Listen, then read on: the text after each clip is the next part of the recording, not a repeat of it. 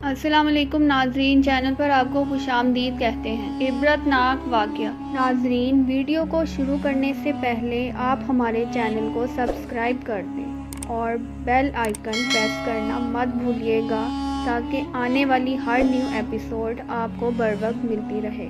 امام ظاہری رحمت اللہ ناقل ہیں کہ حضرت عمر رضی اللہ تعالیٰ عنہ روتے ہوئے حضور صلی اللہ علیہ وسلم کی خدمت میں حاضر ہوئے۔ آپ نے وجہ پوچھی تو عرض کیا کہ یا رسول اللہ صلی اللہ علیہ وسلم، دروازے پر ایک نوجوان رو رہا ہے جس نے میرا دل جلا دیا ہے۔ فرمایا عمر اسے اندر لے آؤ۔ وہ نوجوان روتا ہوا حاضر ہوا۔ حضور صلی اللہ علیہ وسلم نے اس سے رونے کی وجہ پوچھی۔ کہنے لگا یا رسول اللہ صلی اللہ علیہ وآلہ وسلم، میرے گناہوں کا ڈھیر مجھے رلا رہا ہے اور مجھے جبار سے ڈر آتا ہے کہ وہ مجھ پر غضبناک ہوگا۔ آپ صلی اللہ علیہ وآلہ وسلم نے فرمایا نوجوان، کیا تو نے اللہ کے ساتھ کسی کو شریک ٹھہرایا ہے؟ عرض کیا نہیں۔ کیا تو نے کسی جان کو ناحق قتل کیا ہے؟ عرض کیا نہیں۔ آپ نے ارشاد فرمایا کہ پھر اللہ تعالیٰ تیرے گناہوں کو معاف فرما دیں گے اگرچہ وہ 7 آسمان 7 زمینوں اور تمام پہاڑوں کے برابر ہو۔ نوجوان بولا حضور، میرا گناہ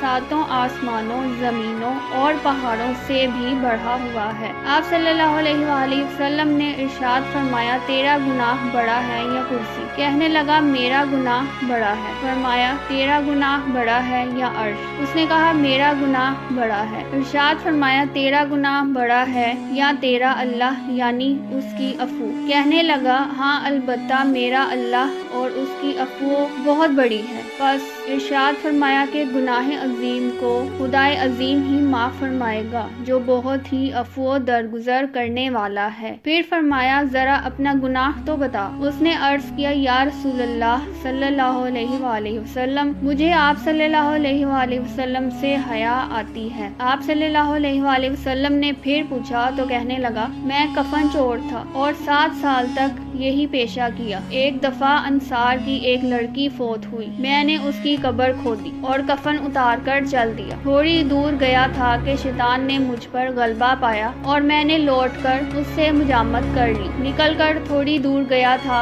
کیا دیکھتا ہوں کہ وہ لڑکی کھڑی پکار کر کہہ رہی ہے اے نوجوان، تجھے قیامت کے دن جزا و سزا دینے والے سے حیا نہیں آئی؟ جس وقت وہ اپنی کرسی فیصلے کے لیے رکھیں گے اور ظالم سے مظلوم کا بدلہ دلوائیں گے تو مرنے والوں کے مجمع میں مجھے ننگی کر کے چل دیا ہے اور میرے اللہ کے روبرو مجھے بحالت جنابت حاضر ہونے پر مجبور کیا۔ یہ سنتے ہی حضور صلی اللہ علیہ وسلم اچھل کر کھڑے ہو گئے اور اس کی گدی میں ایک دھول رسید کی اور فرمایا او فاسق، تو بس آگ کے لائق ہی ہے، دفع ہو یہاں سے۔ نوجوان وہاں سے نکلا، 40 راتوں تک اللہ کے حضور توبہ کرتا مارا مارا پھرتا رہا۔ 40 راتوں کے بعد آسمان کی طرف سر اٹھا کر کہنے لگا اے محمد صلی اللہ علیہ وآلہ وسلم کے خدا، آدم و حوا کے معبود، اگر تجھے میری توبہ منظور ہے تو حضور صلی اللہ علیہ وآلہ وسلم اور آپ کے صحابہ رضوان اللہ علیہم اجمعین کو اس کی خبر دے دے، ورنہ پھر آگ بھیج کر مجھے جلا دے اور آخرت کے عذاب سے نجات دے دے۔ اتنے میں جبرائیل علیہ السلام تشریف لائے، سلام کہا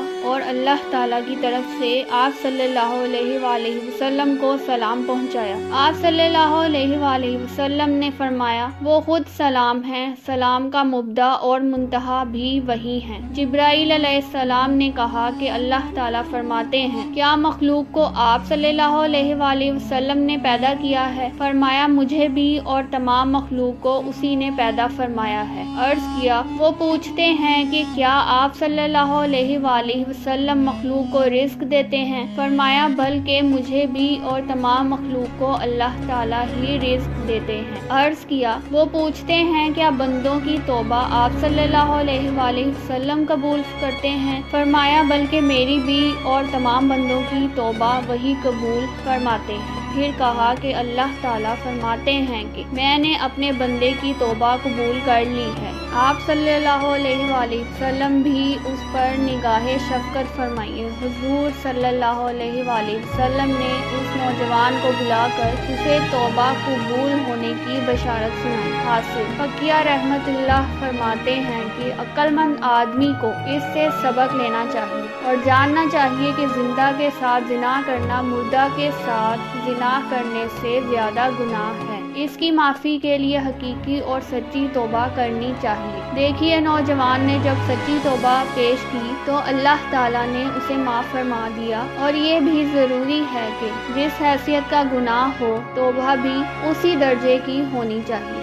ویڈیو کو لائک کریں اور چینل کو سبسکرائب کریں اور بیل آئیکن کو پریس کر دیں۔ شکریہ۔